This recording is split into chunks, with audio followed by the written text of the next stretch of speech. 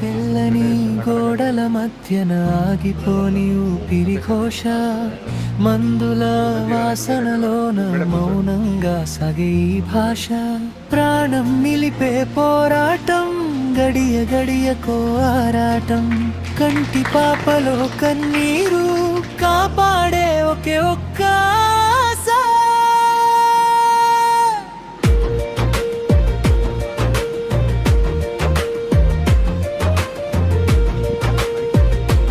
Almost అందరూ నాకంటే సీనియర్సే ఉన్నారు.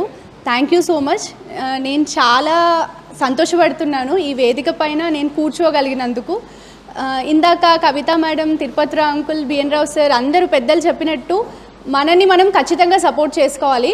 ఎందుకంటే నేను ఈ పొజిషన్కి రావడానికి కూడా చాలా కష్టపడ్డాను. అన్ని ఫ్రీ సీట్స్ రావాలి, రాత్రి పగలు కష్టపడాలి, ఇప్పుడు కూడా కష్టపడాలి. ఇందాక మేడం అన్నట్టు అనెథికల్ ప్రాక్టీస్ ఖచ్చితంగా మనం చేయలేము. మేడం చెప్పినట్టు మనకి ఇంట్లో పెద్దవాళ్ళు నేర్పించిన విలువలు, ఈ అంటే అన్ని రకాల కష్టాలు ఎదుర్కొంటే కానీ ఈ పొజిషన్లో నిలబడలేము అనేది మాత్రం 100% కరెక్ట్. సో ఇప్పుడు నేను కూడా ఆ ప్రాక్టీస్ చేయలేకే కార్పొరేట్లో అడ్జస్ట్ అయ్యి కంటిన్యూ అవుతున్నాను. చిన్న క్లినిక్ పెట్టుకున్నాను, ప్రతిష్టాస్ ఉమెన్స్ క్లినిక్ అని. అందులో కూడా అంతే, నా క్లినిక్లో ఒక ఆర్ఎంపీ కూడా రాడు, ఒక రెఫరల్ 1 రూపీ కూడా నేను ఎవరికి ఇవ్వను. ఎవరైతే స్వతహాగా పేషెంట్స్ వస్తారో వాళ్ళకి డిస్కౌంట్స్ ఇస్తున్నాను.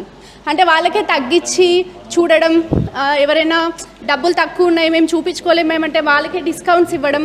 సో నాకు చేతనైనంత అండ్ ఎథికల్గా ప్రాక్టీస్ చేస్తున్నా.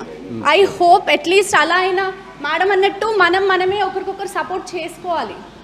సో ఆల్రెడీ అందరూ అన్నీ చెప్పేశారు. I think I'm already following that. And నా తర్వాత వచ్చే జూనియర్స్ కూడా అవన్నీ ఫాలో అవ్వాలని కోరుకుంటున్నాను. Thank you. దేవుడు గుడిలోనే ఉంటే వైద్యుడు ఇక్కడే ఉంటాడు, రెప్పవేయని సేవలతో ప్రాణదాతగా నిలుస్తాడు, చిరునవ్వును మళ్ళీ